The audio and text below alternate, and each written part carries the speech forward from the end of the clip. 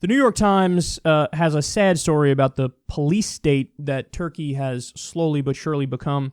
Listen to this. A prominent columnist wrote recently about how President Recep Tayyip Erdogan of Turkey hates cigarettes so much that he confiscates packs from his followers, lecturing them on the evils of smoking. The columnist, Kadri Gursel, forgive me for mispronouncing that, as I'm sure I did, then urged his readers to protest the president's anti-democratic ways by lighting a cigarette and not putting it out. For that, Mr. Gursel was arrested on terrorism charges and is being held in pretrial detention, one of 120 journalists who have been jailed in Turkey's crackdown on the news media since a failed coup attempt in July. Wow. So this guy's like, look, Erdogan's a douche. He doesn't like cigarettes. He confiscates them from his from people around him. How about freedom, bitch? I want everybody to light one up and protest. So they're like, we got to arrest this guy on terrorism charges for what he just said and did. What? Terrorism. That's what this is. This is terrorism. What? No, this is what happens when you have a thin-skinned, impulsive buffoon who's an authoritarian running a country. By the way, thank God we didn't just elect a thin-skinned authoritarian buffoon.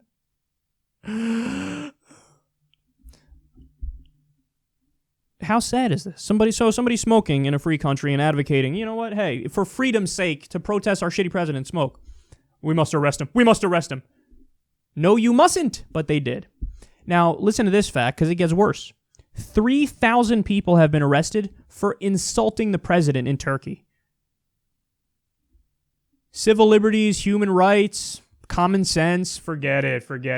What I find amazing about these kinds of people is, I have no doubt his ego is so big, he wants to go in the history books. You know, he wants his name to be affiliated. I mean, I bet he would want Turkey to be called Erdoganistan.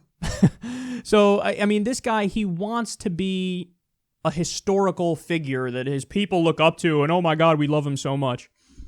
But he in the pursuit of that goal, he does the opposite. He does shit that'll make people fucking despise him and hate him, and rightfully so. Rightfully so. So I never, what is it about that massive ego, narcissistic, authoritarian personality that needs the love and the adoration, but they go about it in all the wrong ways? Why are you doing that? You're making people fucking hate you, not love you. That is literally the dumbest thing you could do. And the number one thing you could do to make people go, hey, fuck you, prick. Really? That's what you're going to do? Lock somebody up for smoking a cigarette? 3,000 people for insulting the president? That shouldn't be a thing.